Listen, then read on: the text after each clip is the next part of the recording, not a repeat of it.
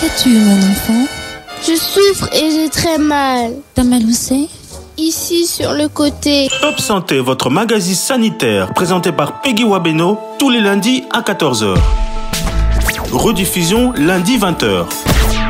Pour tout contact, Top Santé Top Congo @gmail.com ou contactez-nous au 082 280 1500. Top Congo FM, elle a tout d'une grande. Apport des laboratoires de la biologie médicale dans la couverture santé universelle.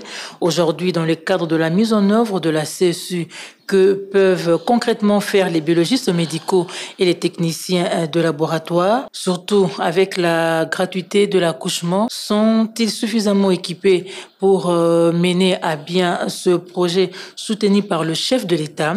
Dans cette émission, nous recevons Blandin Bokabela, qui est le président national du CNBM, Conseil national des biologistes médicaux et techniciens de laboratoire. Avec l'invité du jour, nous allons donc tenter de répondre à cette interrogation: que peut être l'apport des laboratoires de biologie médicale dans la couverture santé universelle? Bonjour fidèles auditeurs de Top Congo FM, chers téléspectateurs, bonjour à tous et bienvenue dans Top Santé, votre magazine sur Top Congo FM. Monsieur Blandin Bokabela, bonjour. Bonjour Madame Peggy. Merci d'avoir répondu à notre invitation. C'est avec plaisir que je viens toujours dans le micro dans les studios de Top Congo. Merci. Alors, dans la définition que donne l'OMS sur la couverture santé universelle, on peut comprendre que cela consiste à veiller à ce que l'ensemble de la population ait accès aux services préventifs, curatifs, de réadaptation et de promotion de la santé dont elle a besoin, et sans que cela ne puisse peser sur ses finances. Quelle lecture faites-vous en tant que biologiste médical? Merci beaucoup, Madame Peggy. Je pense qu'avec un petit recul, le projet ou le programme de santé et couverture santé universelle, c'est quelque chose qui date, je peux dire, depuis la Déclaration universelle des droits de l'homme en 1948. On a toujours pensé à faire la santé un droit pour tous. Et cela a été démontré même en 1977 avec les soins de santé primaire, déclaration de Alma-Ata, où on apprenait les soins de santé primaire, c'est-à-dire que chaque personne, chaque citoyen du pays, du monde, ait cet accès sans que ses finances en souffrent. Et avec la Covid, bien avant même, déjà en 2012-2017, je pense, l'OMS a déclaré une journée comme étant une journée de la gratuité de soins, journée de la CSU. Et la RDC, en 2019, le chef de l'État a concrétisé un projet qui se trouve déjà dans la Constitution, en consacrant la gratuité des soins, mais en allant étape par étape. Et au jour d'aujourd'hui, on a commencé à Kinshasa avec la gratuité de la maternité et des soins de l'enfant à la naissance jusqu'à 30 jours. Ma lecture, je dirais que c'est un projet salutaire. Parce que, comme vous le savez, le Congolais, vit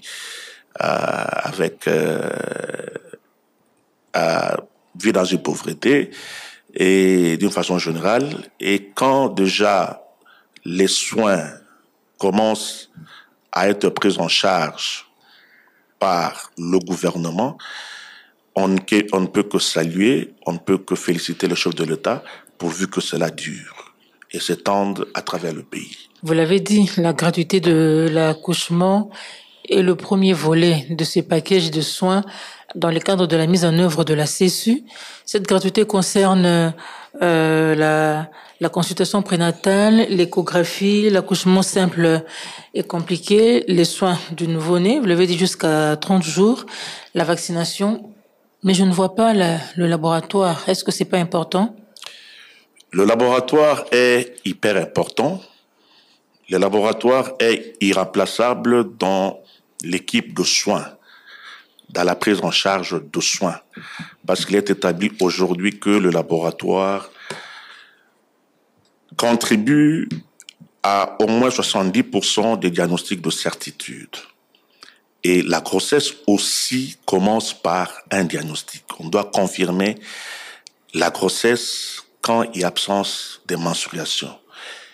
Et à cette étape, le labo joue son rôle irremplaçable.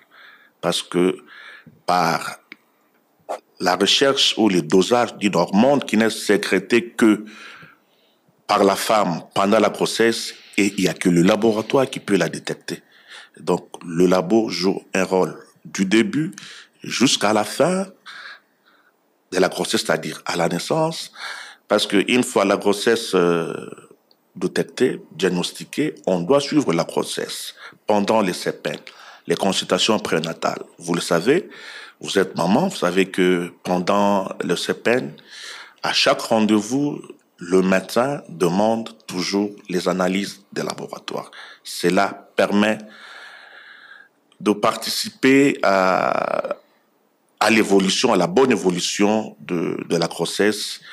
Cela permet aussi de détecter certaines pathologies qui peuvent nuire à l'évolution de la grossesse jusqu'à amener à un avortement ou à une naissance prématurée.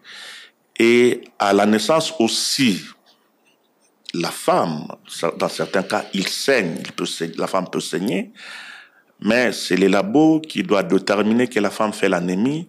C'est le labo qui doit préparer les produits sanguins quand il s'agit de transfusion sanguine. Et l'enfant qui naît est aussi soumis à des examens de laboratoire pour détecter certaines pathologies qui peuvent être vues à la naissance. Donc, le labo, contrairement à ce que vous avez dit là, le labo est irremplaçable. Mais il n'apparaît nulle part. On a repris la planification familiale, l'accès aux médicaments, la vaccination, les consultations prénatales. Il n'y a pas de laboratoire. Je pense que s'il n'y a pas erreur dans ce qu'on a énuméré là-bas, donc on doit absolument ajouter le volet laboratoire, parce que c'est connu de tous. On doit faire les examens de sel chez une femme enceinte, parce qu'on sait que les parasitoses intestinales amènent deux fois à l'anémie, et l'anémie n'est pas aussi bonne sur un terrain de grossesse. On peut doser, il y a certaines femmes qui développent le diabète pendant la grossesse, ça peut amener à des complications, et il y a tant d'analyses qu'on peut faire. Il y a par exemple ce qu'on appelle le bilan torche, hein, ça prévient certaines pathologies chez l'enfant. Donc, s'il n'y a pas eu oubli, je pense que les labos a bel et bien sa place, et une place irremplaçable dans ce projet. La gratuité de la maternité est déjà exécutée à Kinshasa et il va s'étendre même à travers le pays. Mais concrètement, comment est-ce que vous travaillez au niveau des laboratoires? Avec quel matériel? Bon, je dirais ceci, c'est que les laboratoires existent. Oui, je sais que ça existe, mais dans le cadre de ce projet. Ok.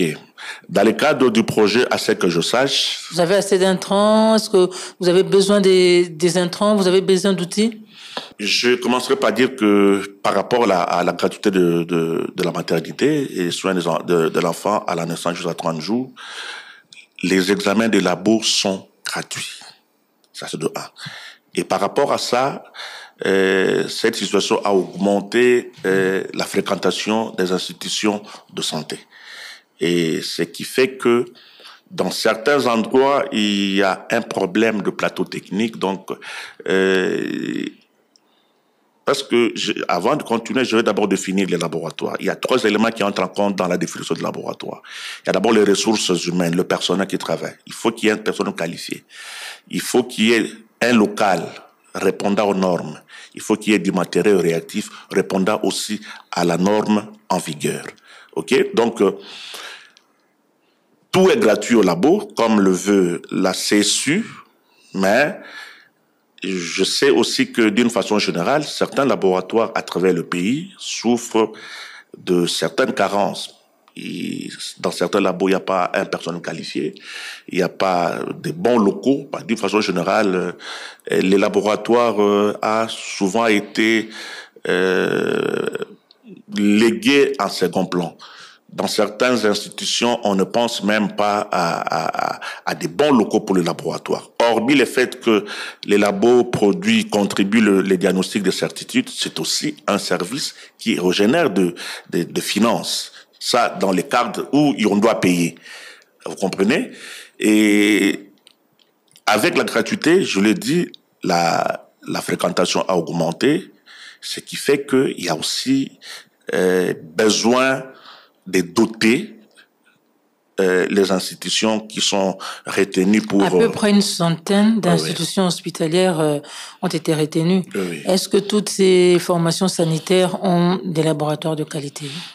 Je peux dire non. Pas tous.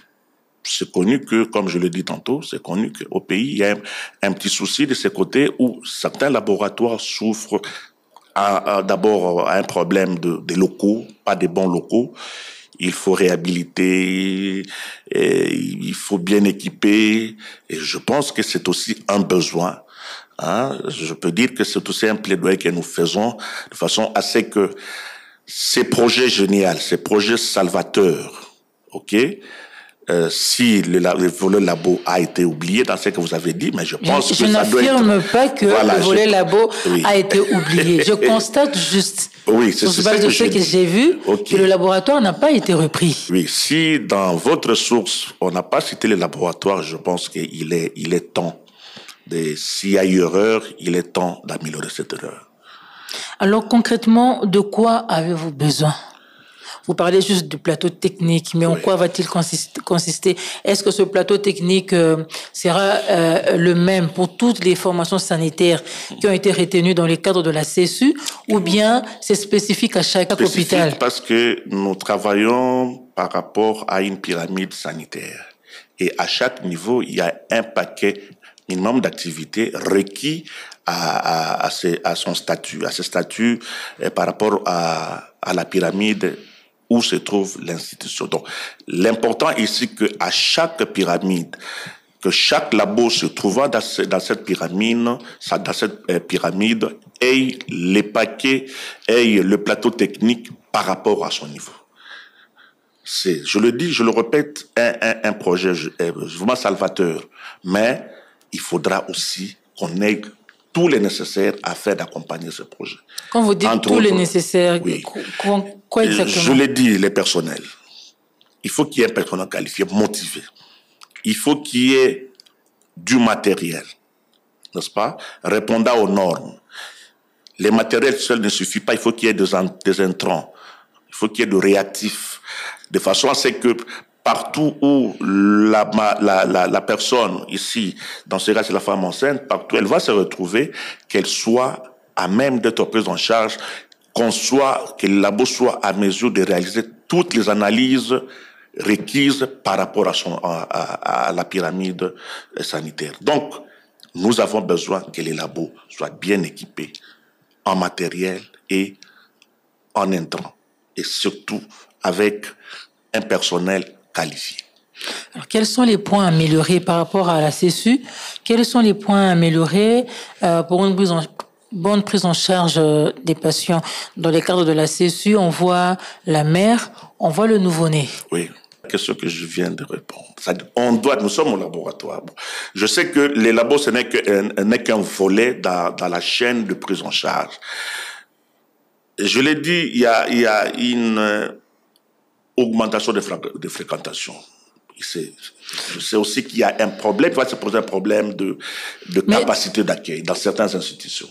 Il va se poser un problème de capacité d'accueil. Est-ce que toutes les institutions choisies ont la même capacité d'accueil? Là où pose problème de capacité d'accueil, on doit chercher à le résoudre. C'est-à-dire, chaque femme qui vient, il faut qu'il trouve toutes les conditions.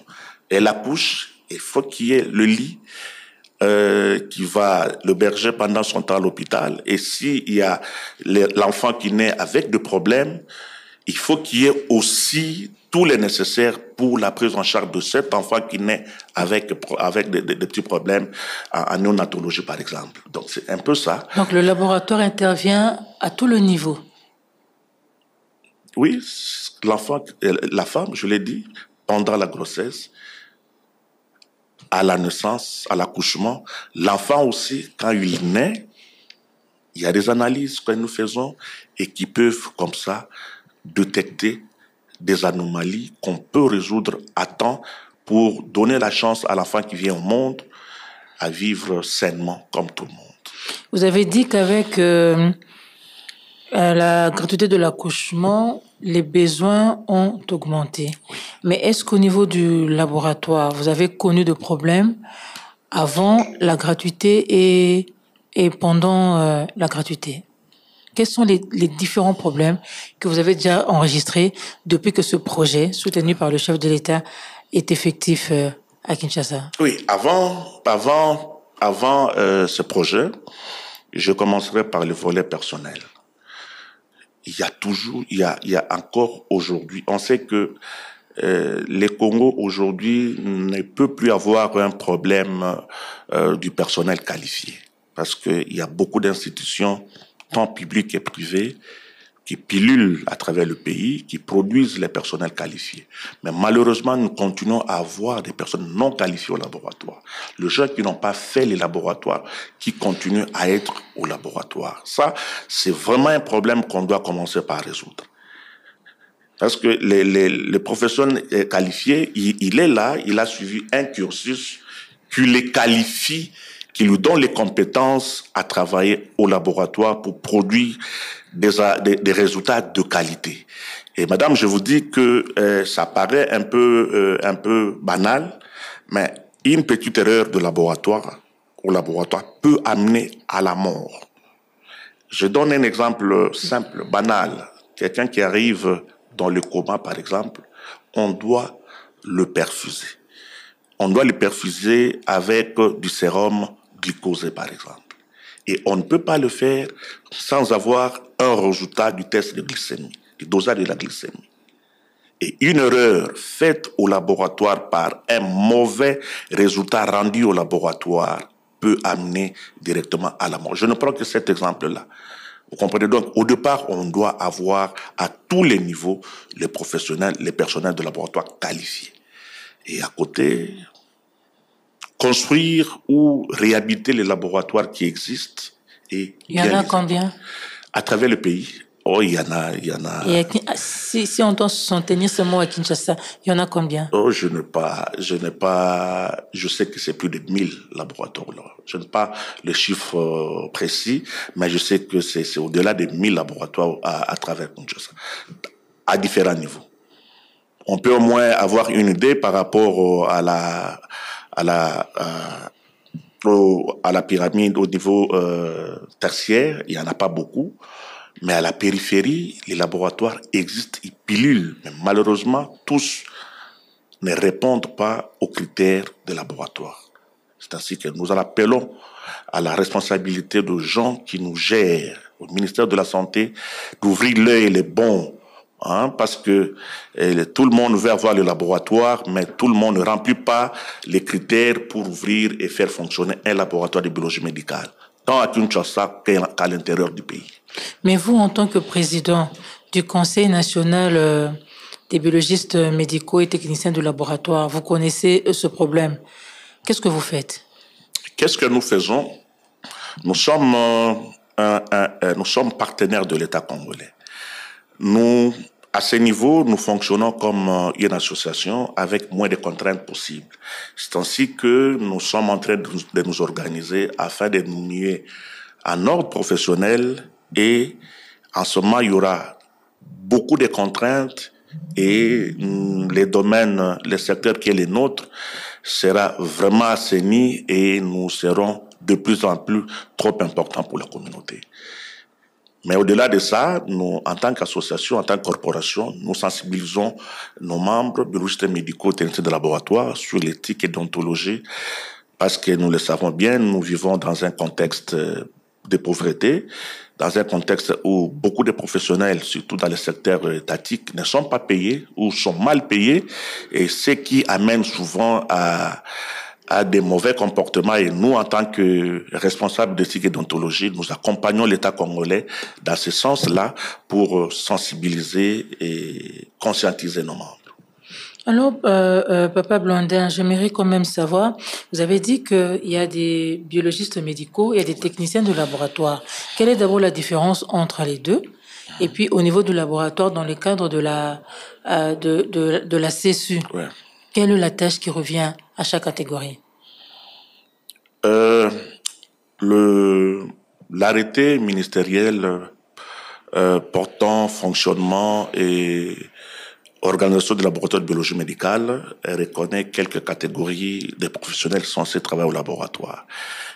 Entre autres, il y a les techniciens de laboratoire, c'est les professionnels de laboratoire de niveau A2, par exemple. Il est commis à certaines tâches bien précises. Au-dessus de lui, il y a le technicien de laboratoire et il y a, dans l'ancien système, il y a le licencié. Donc, il y a le A2 qui a le niveau de diplôme d'État. Il y a le A1 qui a le niveau de Bac plus 3, comme disent les Français, le graduat. Et il y a les niveaux de licence, les biologistes médicaux. Bon, ça, c'est l'ancien système. Maintenant, avec le LMD, mais au moins, dans un laboratoire, le biologiste médical est d'abord formé pour gérer un laboratoire. Ok, il a, hormis les tâches techniques, il a les tâches administratives et il est aussi commis à la recherche. Voilà un peu la grande distance. D'abord par rapport au niveau d'études et par rapport aux responsabilités au laboratoire. Et avec ce projet du chef de l'État, la CSU, est-ce que la tâche reste la même ou bien il y a encore d'autres obligations à remplir? Non, la tâche reste la même, sauf que maintenant, c'est le travail. Il y a beaucoup de malades, ce qui amène à beaucoup de travail aussi au laboratoire, mais les tâches sont les mêmes. L'examen de labo fait chez le malade payant, chez le malade qui vient pour la gratuité, c'est pareil. D'ailleurs, un des principes de la gratuité, c'est la non-discrimination. Comprenez? Aujourd'hui, nous recevons tout le monde. Les malades qui viennent pour la CSU et les malades payants, jusque-là. Je sais que les nouveaux gouvernements, avec la première ministre, j'ai ouï dire à l'Assemblée nationale qu'il y a projet de tendre la gratuité à tout le monde. Le travail il est le même, n'est-ce pas? Mais nous sommes tenus à l'équité et à la non-discrimination.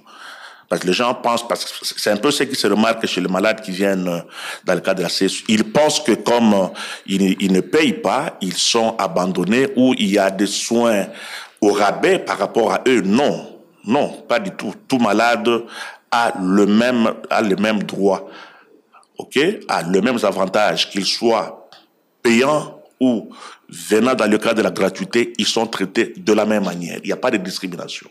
Le faire, c'est commettre une faute qui est punissable. Vous avez dit que vous avez besoin des techniciens qualifiés, des personnels qualifiés, oui. Mais vous avez également relevé ici que parmi vous, il y a des moutons noirs. Oui.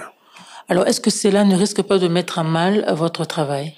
C'est la raison d'être de la corporation. Nous sommes là, je l'ai dit, partenaires de l'État. Nous passons dans les hôpitaux, nous sensibilisons. Mais je l'ai dit, on n'a pas les pouvoirs contraignants. Mais nous faisons un rapport acquis des droits.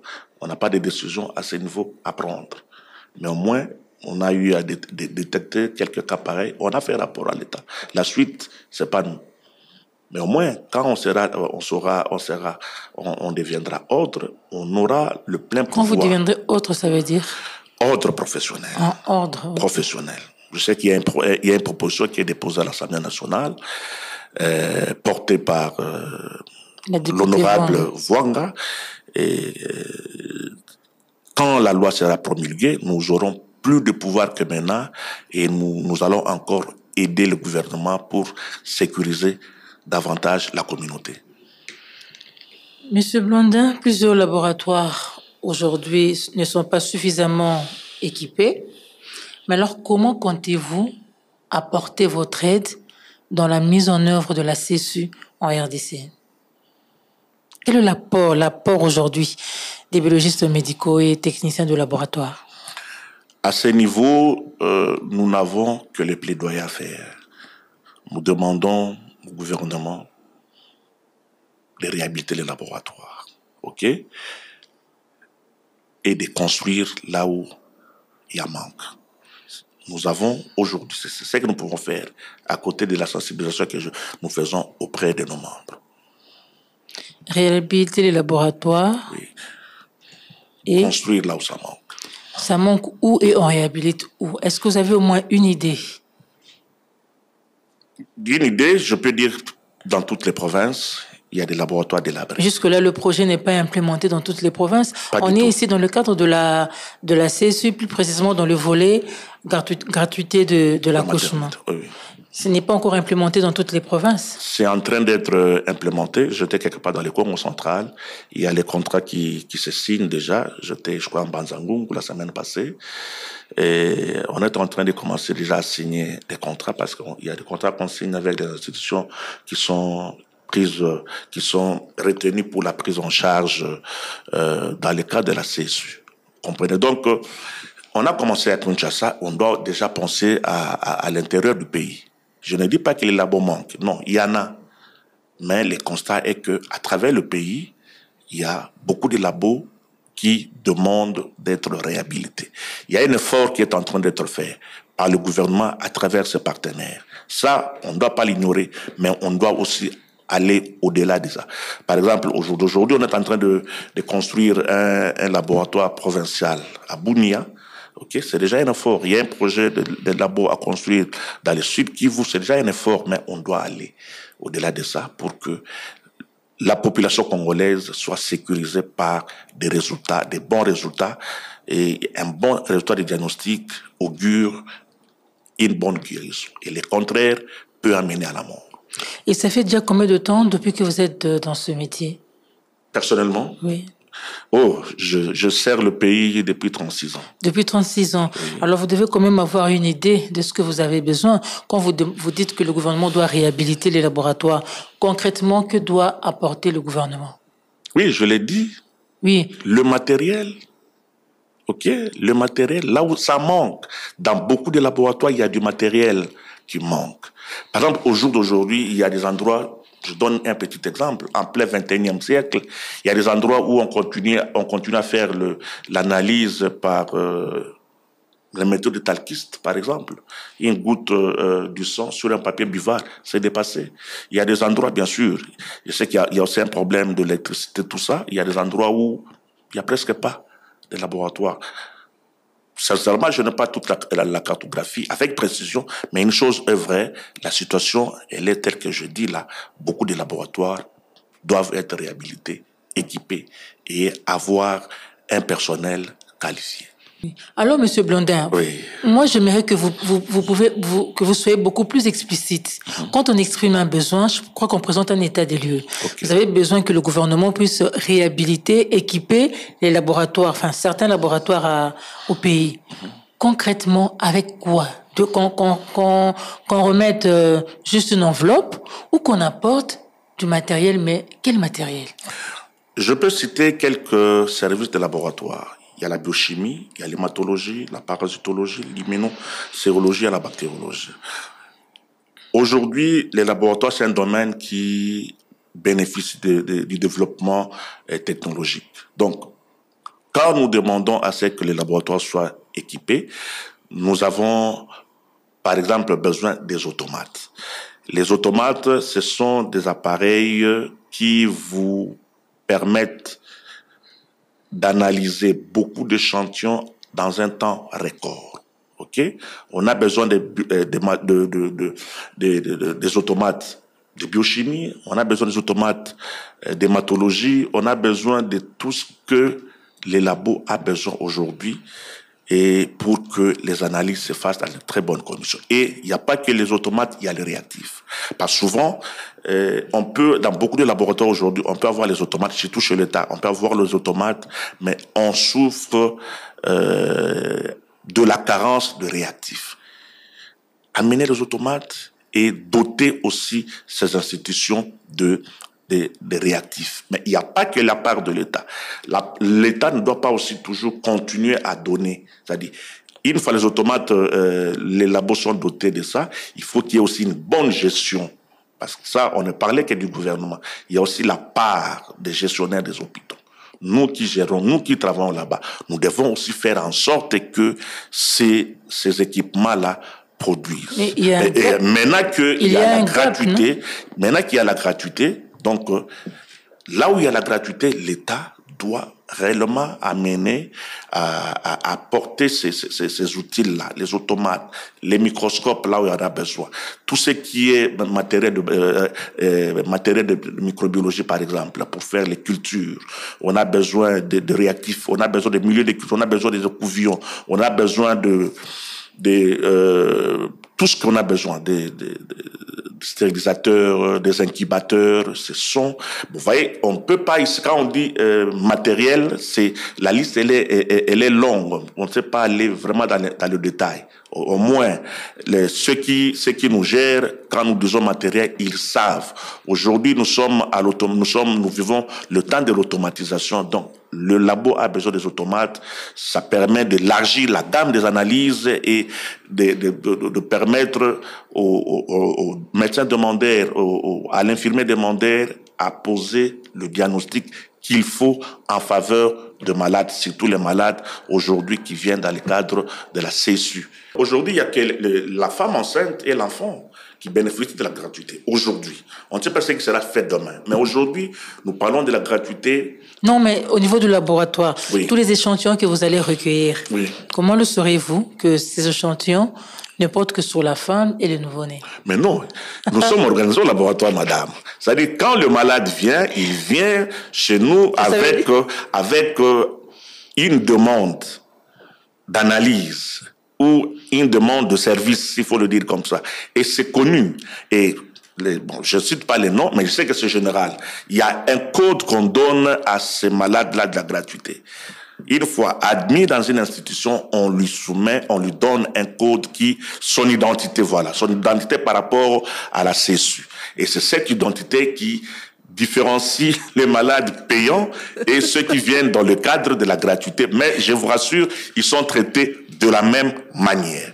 Il n'y a pas de discrimination pour dire celui-là a payé, l'autre là n'a pas payé. Et non, ça, c'est d'abord contre la déontologie, hein. Et même ceux qui sont conventionnés sont traités tous de la même manière. Madame, la déontologie nous exige de prendre tout le monde sur le même pied d'égalité. Il n'y a pas un problème de l'opposition et de l'union sacrée là-bas. Il n'y a pas un problème des catholiques et des protestants. N'est-ce pas? Il ne faut pas dire non, moi je suis musulman, je ne peux pas recevoir un chrétien. Non, c'est une faute grave.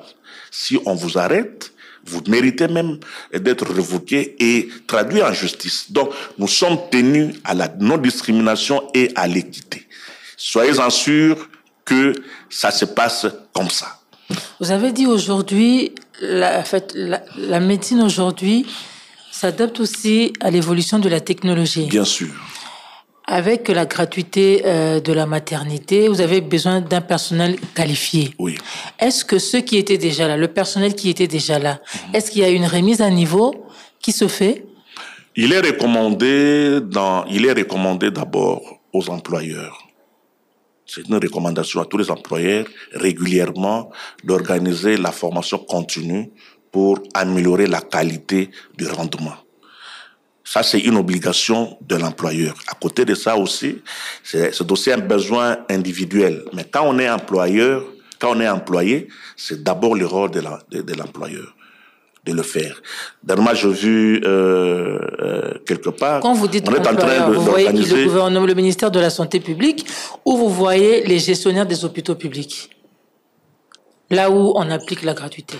Je n'ai pas bien compris la question. Quand vous dites, il est recommandé à l'employeur d'organiser des formations pour un meilleur rendement du personnel. Oui. On est ici dans le cadre de laboratoire, mise en œuvre de la CSU.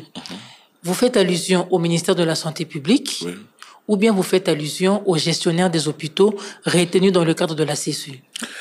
les gestionnaires de l'hôpital agissent au nom du gouvernement à travers les ministères de la Santé. OK? Mais la formation continue, les besoins doivent d'abord partir de l'institution gérée par tous ces gestionnaires. Mais ils les font au nom de l'État congolais. Est-ce que ça se fait d'abord? Pas trop bien. C'est aussi une recommandation que nous donnons à toutes les institutions d'organiser régulièrement la formation continue pour améliorer la qualité des soins. C'est vraiment un besoin. C'est un besoin d'organiser la formation continue, le renforcement des capacités du personnel. C'est vraiment un besoin. Il y a carence à ce niveau-là. Vous avez un conseil et je parie que vous vous retrouvez régulièrement. Oui. Est-ce que tous ces points sont évoqués au cours de vos rencontres? Bien sûr. Bien sûr. Nous les faisons. Nous avons nous sommes d'abord, le CNBM est représenté à travers le pays. OK?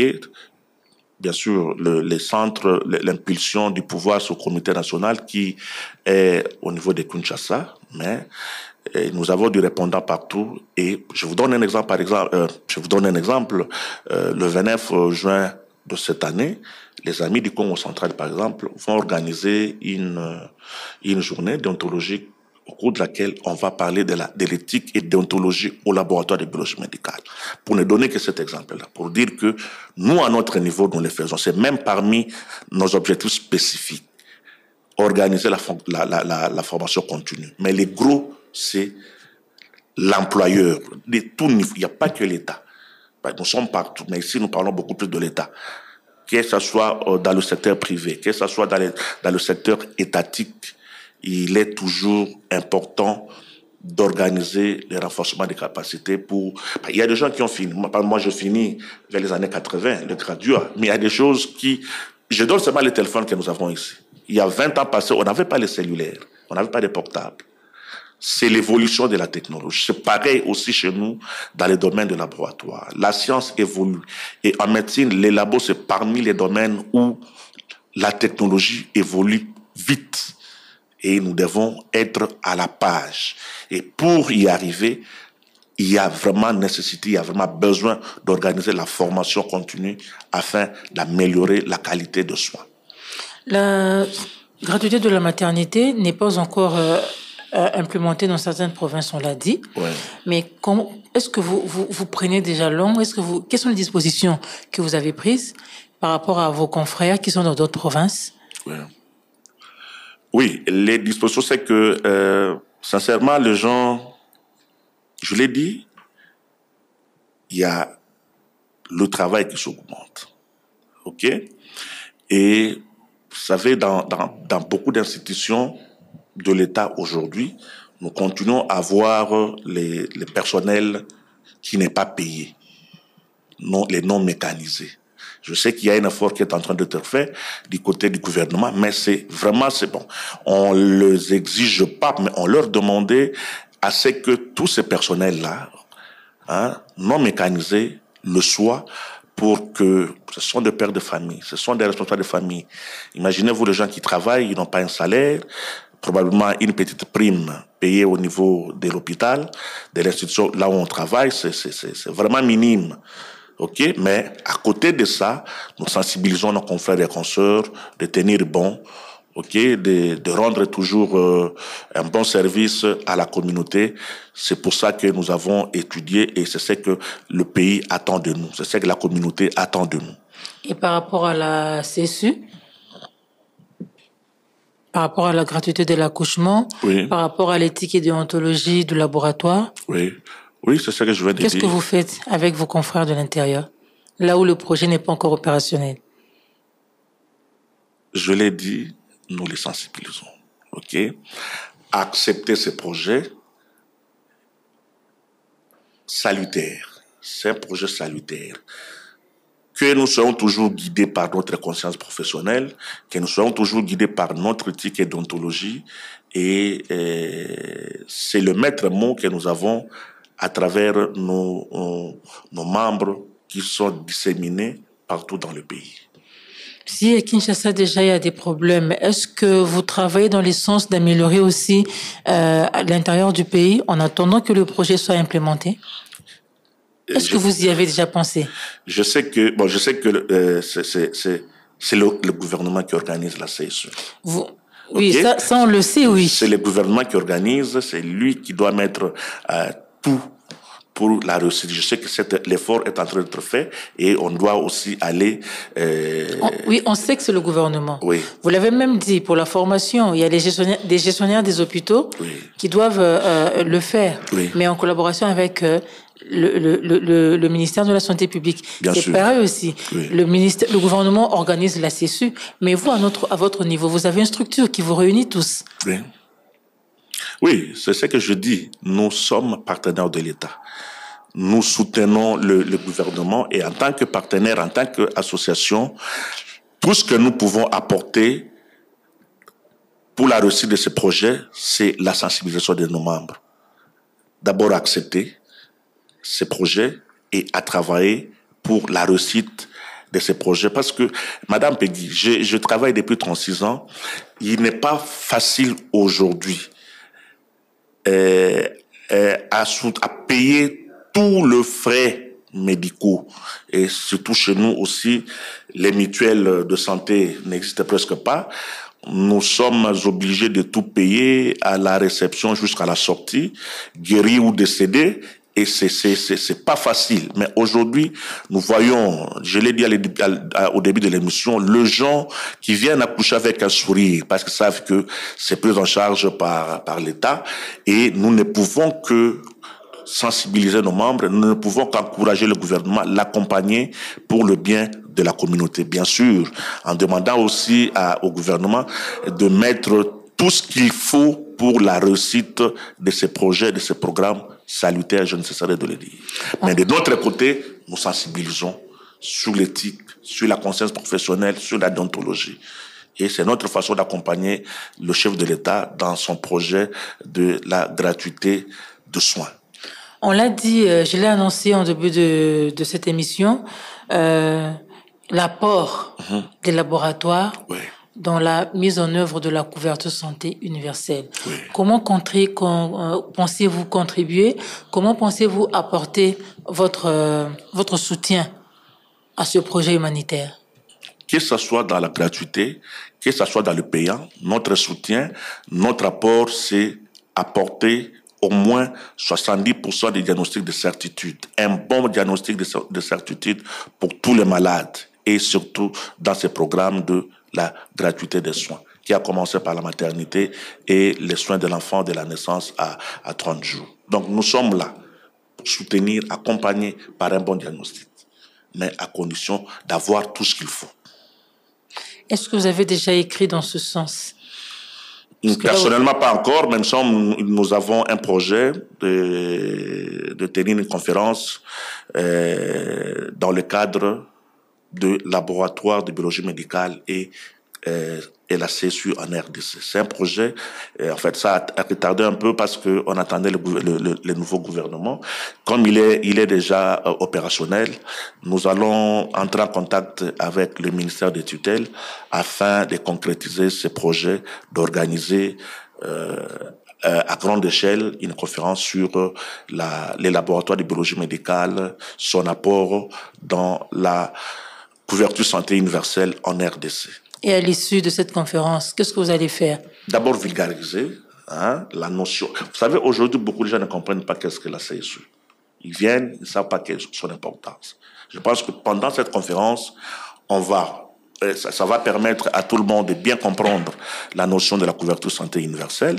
Et bien sûr, à l'issue de ça, il y aura des recommandations, des suggestions que nous ferons au gouvernement pour améliorer davantage ce projet. C'est notre contribution à la réussite de ce projet, de ce programme du chef de l'État. Et quels sont les défis que vous comptez relever tout au long de ce processus? Les défis à relever, c'est que partout à travers le pays, que le Congolais bénéficie d'un diagnostic biologique de qualité. Que ce soit dans les comptes de la CSU, que ce soit dans les malades qui vont continuer à payer les soins. C'est ça le défi. Un bon diagnostic biologique à travers le pays. Et c'est possible. Papa Blondin, je crois qu'on a terminé notre émission, à moins que vous ayez autre chose à ajouter. D'abord dire merci à Top Congo qui continue à nous faire confiance de temps en temps. C'est un sujet à discuter pour éclairer la lanterne de la population. Vous nous faites toujours appel, nous vous disons merci. Et nous disons merci au chef de l'État pour avoir pensé à ces projets, à ces programmes de la CSU. Et nous lui disons que les biologistes médicaux et techniciens de laboratoire de la RDC, réunis au sein du CNBEM RDC, que je dirige comme président national, nous soutenons les projets et nous accompagnons le chef de l'État pour que ces projets réussissent. Mais il y a aussi la part de l'État, que l'État mette tout en œuvre pour que ça soit pas un échec. Mais je crois que comme on a commencé à Kinshasa, ça va réussir partout à travers le pays. Et les labos est un pilier très important pour la réussite de ce projet. Monsieur Bokabela, merci beaucoup. C'est moi qui vous remercie, Madame Peggy. Voilà, c'est la fin de cette émission. Fidèles auditeurs de Top Congo FM, chers téléspectateurs, merci à tous de l'avoir suivi. Merci également à toute l'équipe technique, Miguel Mena, Patrick Mongongo et Dani Zayobi. On se retrouve donc la semaine prochaine pour un nouveau numéro. Au revoir et prenez soin de vous. Maman, viens voir. Qu'as-tu, mon enfant? Je souffre et j'ai très mal. T'as mal où c'est? Ici, sur le côté. Top Santé, votre magazine sanitaire, présenté par Peggy Wabeno, tous les lundis à 14h. Rediffusion lundi 20h. Pour tout contact, Top Santé Top Congo @gmail.com ou contactez-nous au 082 280 1500. Top Congo FM, elle a tout d'une grande.